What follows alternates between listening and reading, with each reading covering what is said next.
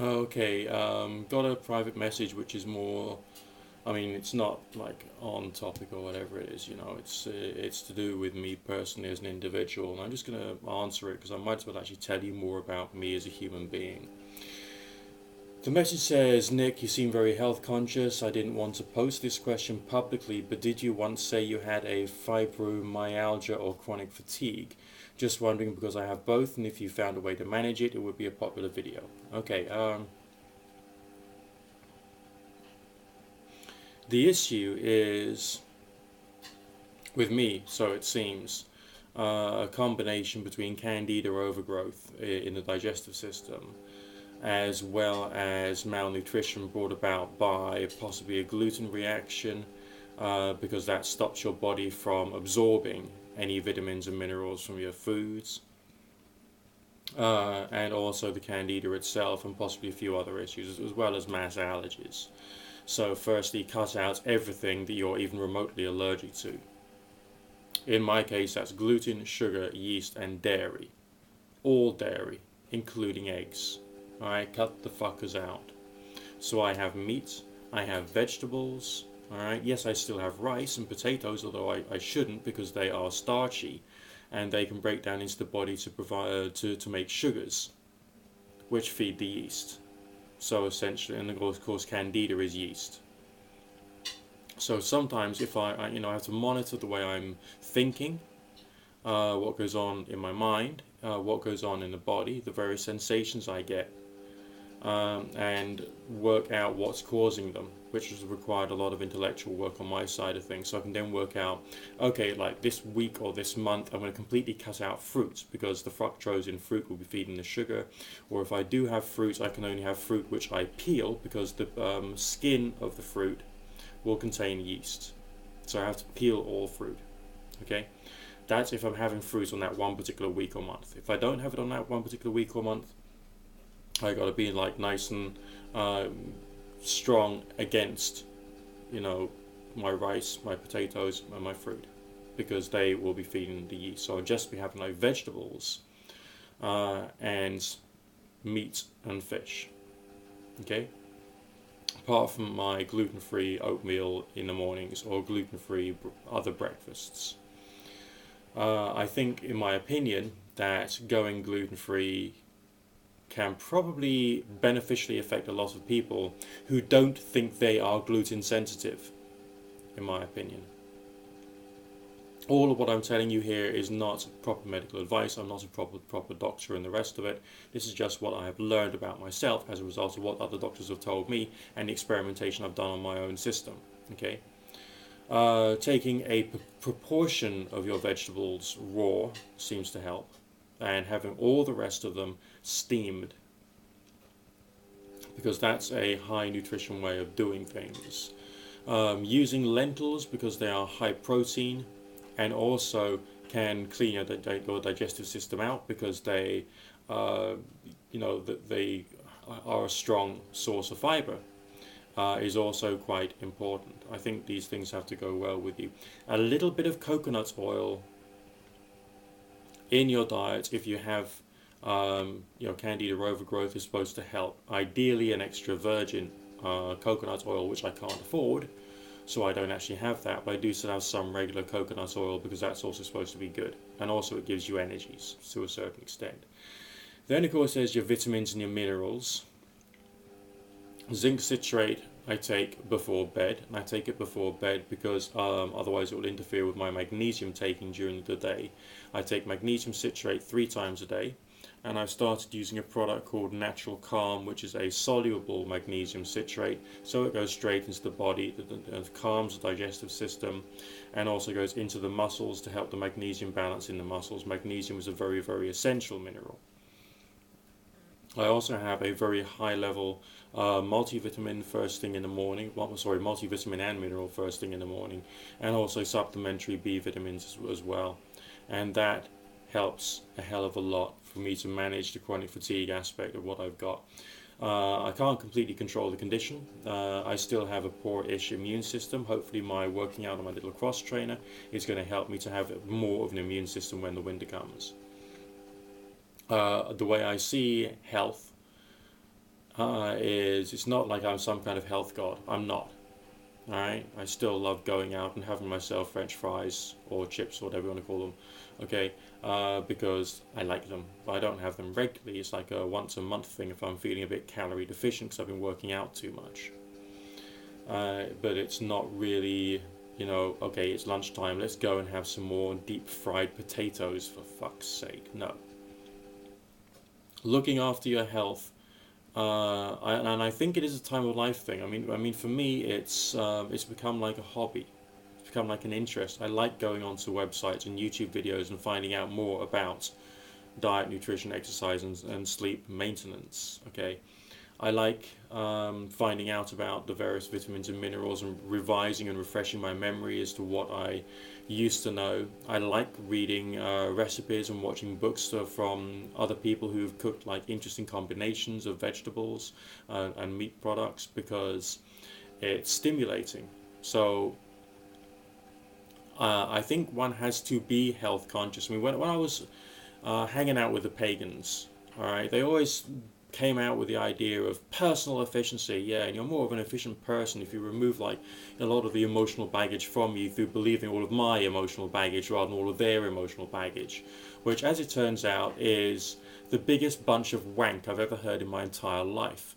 You get your personal efficiency through looking after your diet, your nutrition, your exercise, and your sleep, and making sure you got a good level of self education, which you carry on working upon in order to make sure you don't believe somebody else's bullshit. If you can look after those things and carry on self-educating yourself. I mean, at the time when I was on the internet and I learned about logical fallacies in great depth, that really helped me as well as part of my own personal efficiency, so to speak. Okay, looking after your cleaning routine in your house or your flat can be very important because you cut down a bit of clutter. That's psychologically good for you. You throw away things that were from a previous time of life, so that clears away some negativity for you, and you can keep yourself more mentally in alignment. And also the action of cleaning has some kind of psychological benefit, as if you're like psychologically like banishing or driving away muck and debris from your own mind. So yeah, that's the real roots to personal efficiency. It's nothing to do with anything else as far as I'm concerned. And taking the right attitude when it comes to work and business and social interaction, and learning more about that and finding out more about that as a hobby as well, so you can expand your understanding of life and society. These things give you your personal efficiency. It's nothing to do with suddenly becoming a LaVeyan Satanist or becoming a Thelemite or becoming a witch or becoming a Buddhist monk or even doing tons of meditation, although meditation is also an important part of your self-maintenance. Okay, your body and your mind is a machine. If you buy a car and you don't take it for its servicing and its Ministry of Transport test, and you don't keep the tires blown up, and you don't change the oil and all that stuff, the thing is going to get a bit worn out. All right, your body and your mind and your brain and your systems, cardiovascular system, digestive system, it's all a part of the same thing.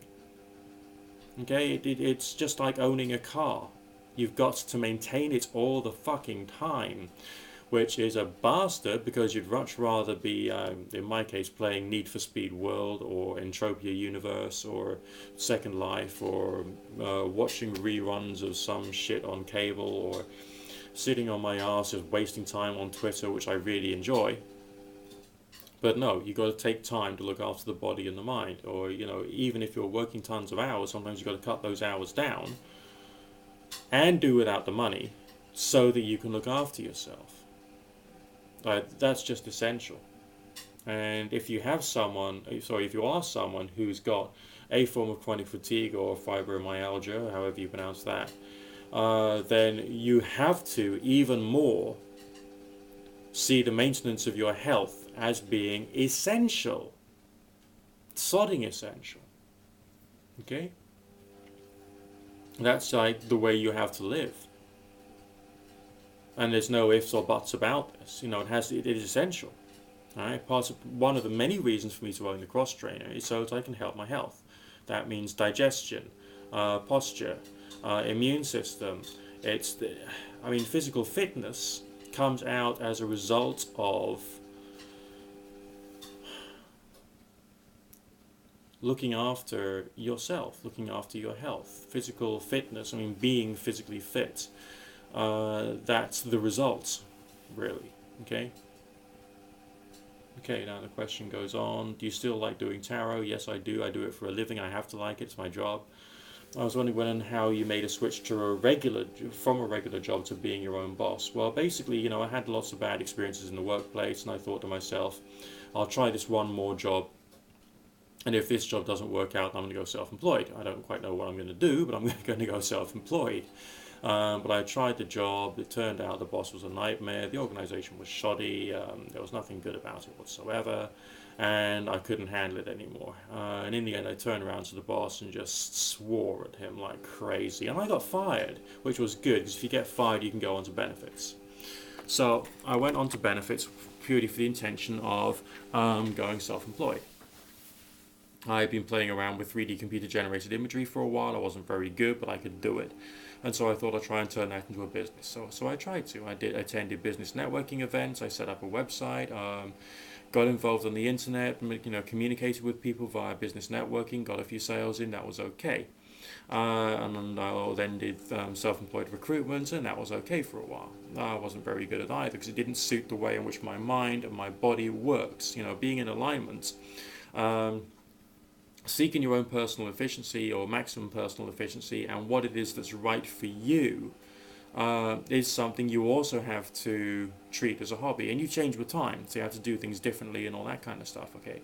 But eventually I was doing tarot part-time in the evenings to provide myself with some financial stability whilst I was building my proper business. And hey presto, my proper business I got bored with. It wasn't for me. It wasn't my nature. I wasn't that kind of person. I couldn't do it as efficiently as I could do tarot. So I gave everything up and I just did tarot. And that's how I made that switch. And that was many years ago now. Okay.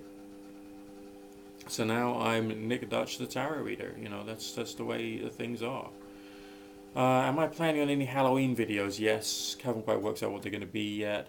Hope you and your kitty are keeping warm. We're doing okay. It's not cold yet, so it's still nice and warm. But I got my ethanol fireplace in case things get a bit chilly, and I've taken a delivery of some commercial ethanol. So yes, I'm going to keep myself warm. If we have power cuts, we'll be okay. All right. So you look after yourself, everybody. That's a bit about me. Remember, screw what all these people in various New Age cults say about personal efficiency. They're all liars. Every single fucking one of them is a bloody lying bastard. Alright, you lose your personal efficiency when you give your mind and your soul and your thinking or your personality over to somebody else. Alright? But if you can look after those 4 things, your diet, nutrition, exercise, and sleep, then the likelihood is you'll be much more efficient than you would be able to otherwise. So do research into it, look after yourself.